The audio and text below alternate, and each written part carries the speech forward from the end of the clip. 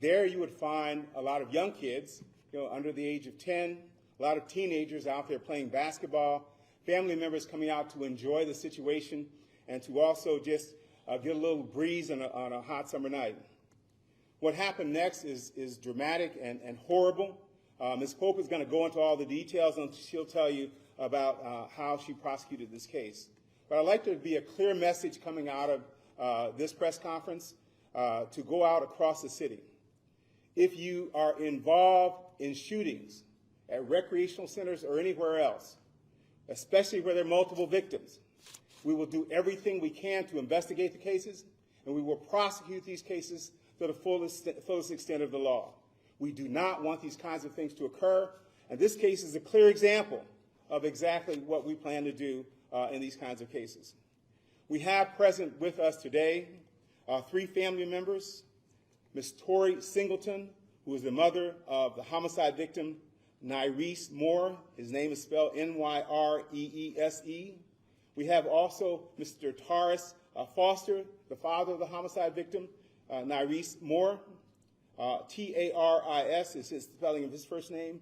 We also have the cousin of the homicide victim, Mr. Nyreese Moore, Mr. Cody Carter.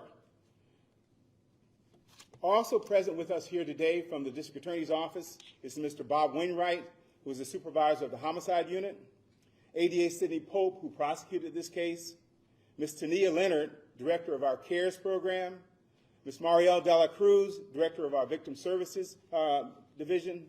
We also have Ms. Nicole Hall, who may or may not be present here at the podium, but was actively involved as a victim witness coordinator in this case. At this point, I'm going to invite Ms. Pope to the podium. We'll hear from her about the details. After we hear from Ms. Pope, I'll step back up and invite the family to the podium, and we'll go on from there. Ms. Pope. Good morning. Ladies and gentlemen, I'm here to announce the conviction of Tyon Bates, Quaza Lopez, and Eric Reed, each of whom were convicted of 3 counts of murder in the first degree, conspiracy to commit murder, as well as firearms charges and 4 counts of recklessly endangering another person.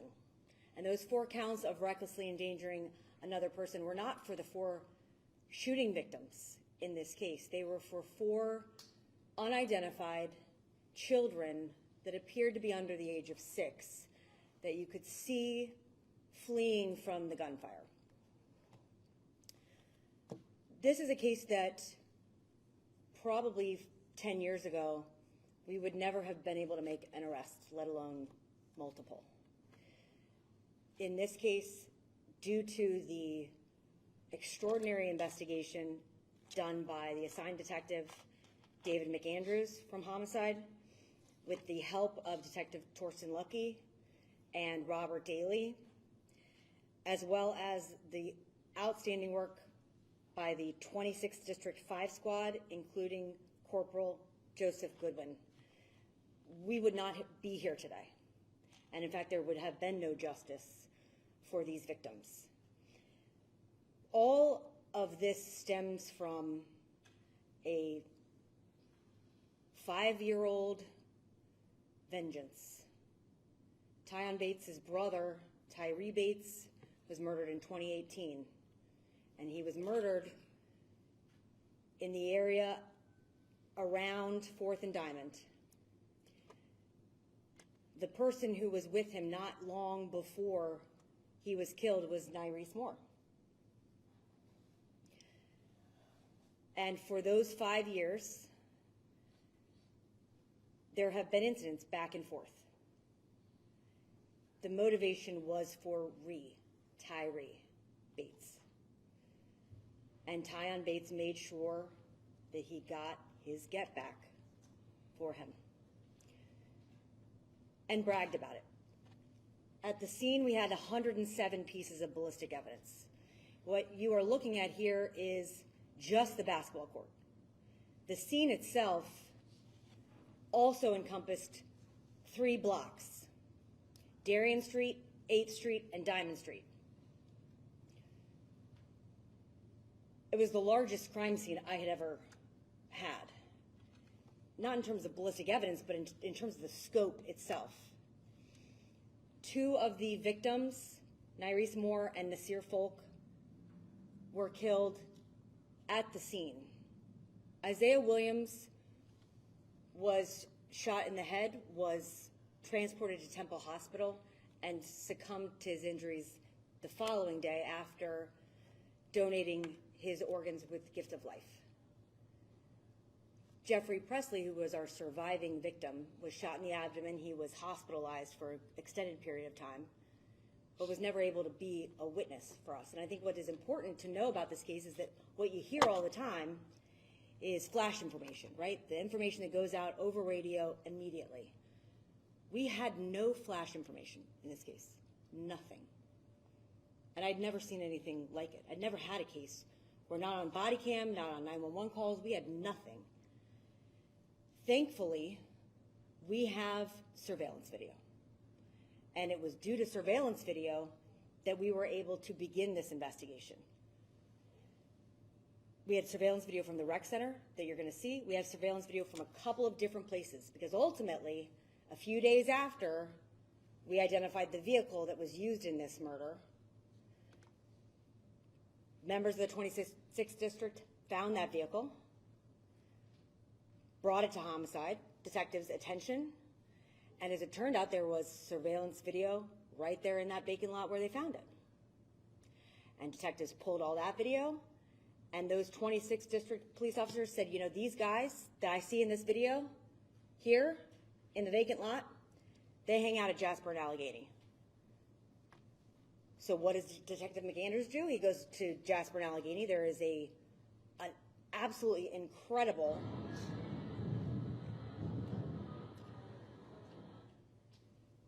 if we could just mute that for just 1 second.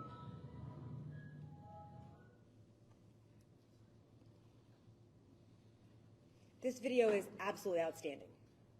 Not only are there 3 different cameras that we were able to utilize at this location, 1 that faces Allegheny Street and 2 that face Jasper Street, but this is unbelievable video, not only in terms of high definition, but we have audio on the Jasper Street side, which is important because lo and behold, as we looked at this video and pulled it, the truck that they use in the murder, you can hear them purchasing it for $225. Here in the black with the iPod buds in his ears is Tyon Bates. You can also see in that video a little bit later on Quaza Lopez, who also is speaking with these 3 white men who appear with this truck at Jasper and Allegheny. And just let's be clear, that is about a block from Kensington and Allegheny. The defendants travel to this staging location, ultimately where we find the truck afterwards. It's the 1700 block of North 6th Street. Earlier in the day, at about 10 in the morning, this white Kia that you're going to see right behind where the white truck is deposited there. And you'll see that there is back and forth between this truck and that Kia, which is important because we have a whole lot of people who are involved. Based on the ballistic evidence, we were able to determine there were 6 firearms out there. You can see 5 shooters appear on the basketball court, but we know there are 6. And ultimately, there are 2 more shooters that I have not made arrests on yet. My job, unfortunately, is not done. What you're going to see here is the surveillance video that we had that night. And what is important, and what also is told, is sort of the story that is told to us. And you can see that truck way far in the distance. And the first shooter here is Tyon Bates. We know that for a couple of different reasons. Number one, he is on video just prior to this purchasing a long sleeve white shirt from a corner store right across from Jasper and Allegheny, but also because after he comes in shooting with both hands, he pulls one hand away and shoots with his left hand. And Tyon Bates is in fact left-handed, which we were able to demonstrate during the course of the trial. In addition, Tyon Bates is shot in the high hamstrings by friendly fire, by one of his co-defendants. Through the top of his hamstrings in the rear. And you can see it on the video. It is one of the first things that detectives noticed, so they started being interested in maybe is anybody shown up at an area hospital, right, suffering from some kind of gunshot wound. There was no one. Well, that's because, as it turns out, they go to Marlton, New Jersey. They put him in a car, they go back to that staging area, they put him in a different vehicle, and they go to Marlton, New Jersey. At that point, he says, oh, I was shot in Camden. So then they transport him to Camden. Camden detectives investigate. Say, we don't have any shooting reports, we have nothing. Couldn't have happened here. So they reach out to homicide. Well, this is the guy we're looking for. And after the fact, there are a series of search warrants. Obviously, we were able to, during the course of the investigation, identify all of these individuals who get out of that car right after the murder. They change their clothes, and they come right up to that video camera in that vacant lot, where you can see them without any masks on and in different clothing. Prior to the murder, they were all out at Jasper and Allegheny, and we had that, again, that high-definition video of them where you can see them. After the murder, Tyon Bates is on the run for about 18 months. We had a warrant out for him by early September of 2023, and we did not arrest him until March 31st of this year. At this point, there were multiple defendants that had been arrested and held for court at that point, and I really wanted to make sure that Tyon Bates, who is really the genesis of all of this, the motivation, and who is spearheading all of these efforts, while he is on the run, he is trolling and bragging about the murders. This is slide 59 from one of my exhibits in evidence. The first story says why they keep dissing Allie like Reesane got caught trying to shoot a three. And Nyrese Moore was in fact on the three-point line as they entered that basketball court.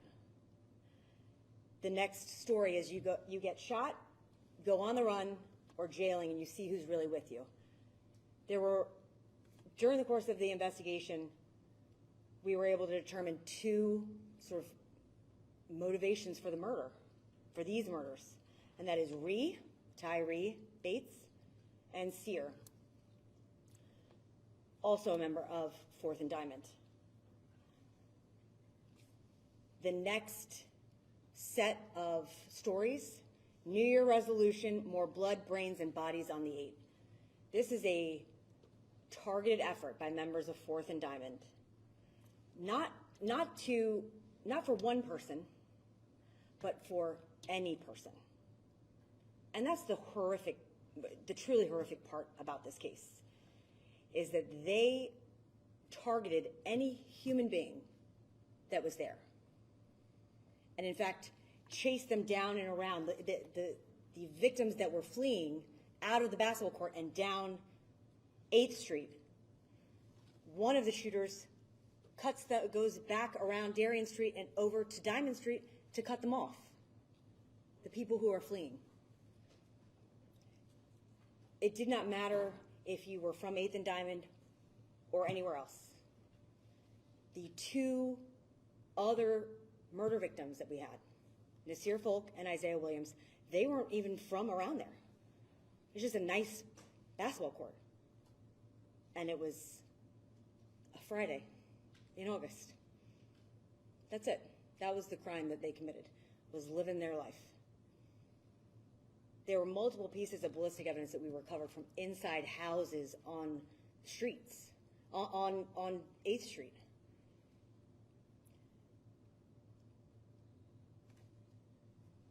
I think that sort of wraps up everything.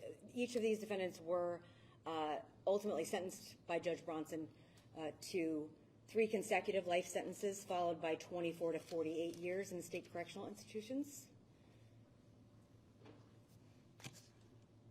Oh, I think that just one other point. Quazza Lopez was on house arrest at the time of this murder, had a band on his ankle. And unfortunately, in Philadelphia, adult house arrest does not include a GPS monitor or tracker. And that has been an issue that we have seen before. Also, he was supposed to be in the house by 6. And in his cell phone, which we extracted, he is repeatedly telling all of his co-conspirators, I gotta be in by 6, I gotta be in by 6. Well, he wasn't, he was late. And there's a nice little note in his house arrest report that he called and said why he was late, stuck in traffic.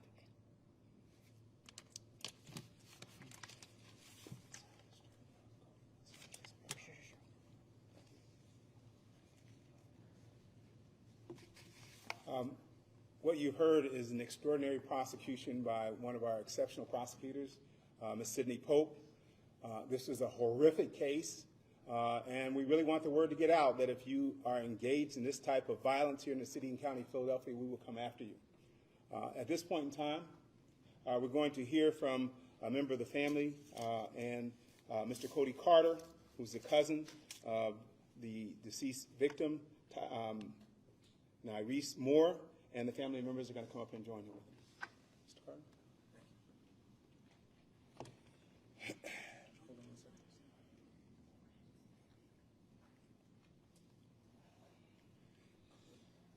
Hello, everyone. I just want to first, just thank you all. And I just want to send a special thank you to Ms. Sydney Pope just for everything she done for my family, for the justice she brought for my cousin. It's been a long 2 years for us, and I'm just happy to get a piece of closure that we all been looking for. It's a very unfortunate situation. No young man, let alone my cousin, and let alone the other 3 victims should be, gunned down playing basketball, It just breaks my heart, just that young men are doing this to each other, And I just pray for better days, man. I just pray for better days. Anybody that knew Nyrese, man, he was just a goofy kid. He was the one that put a smile on your face. He never wanted to see nobody in a bad mood, and that was in my heart. That was my heart. I'm 10 years older than him, but man, me and him was tighter than anything. And that was a little brother I never had. And I'll never forget that call. I'll never forget that call. It's like everything stopped, man. It's like everything stopped. And I got 2 kids, right? It's like everything went in slow motion. I said, there's no way restart, man. There's no way. And I'm just thankful for my support system, man, because I remember that day I dropped my kids off. It was raining. And I got right to 8th and Diamond as soon as I could. And, it just wasn't the news I wanted to hear. And, but I thank Ms. Polk again. Like I said, she's been a great help for my family. And, I just pray that, better days are coming, for these young men. Because, I'm just tired of the senseless violence, And I got him right here, and I take this everywhere I go. But once again, like I said, thank you all. I apologize for my emotions, but You know, I love my little brother, man. He was more than a cousin. He was more than a cousin, you know. But thank you all, and have a good one.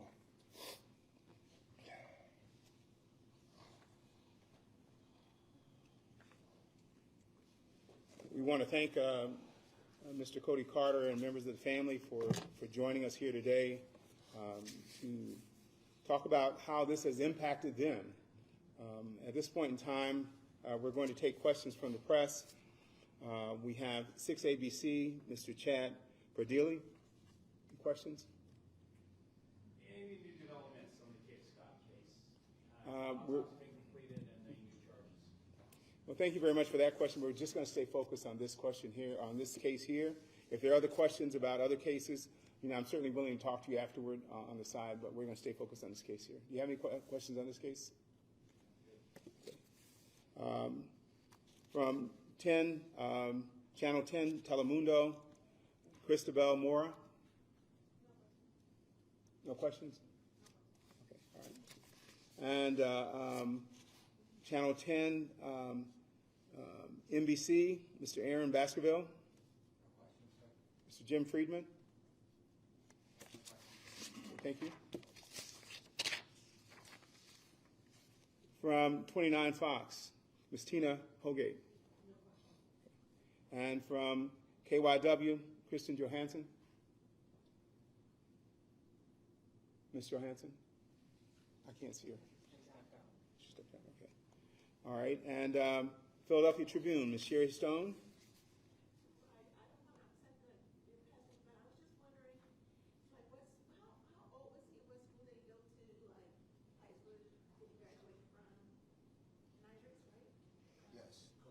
Cody, you want to come back, please? Okay, yeah.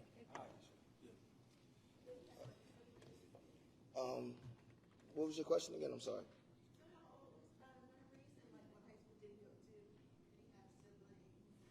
Yes. Well, to answer the question about his siblings, Reese has 6 siblings. He has 6 siblings. I don't want to say he had. And he was 22 at the time of the incident. You know, he went to George Washington High School, and he had just recently had a daughter. He had just recently had a daughter, July 23rd. We celebrated my granddaughter's first birthday, and 2 to 3 weeks later, her father was gone.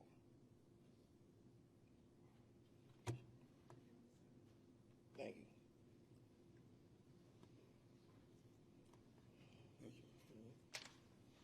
Mr. Wesley, will you be putting out a press release with the names, spellings of the defendants, as well as anyone who spoke by chance? Yes. Abdul Soleiman? Questions?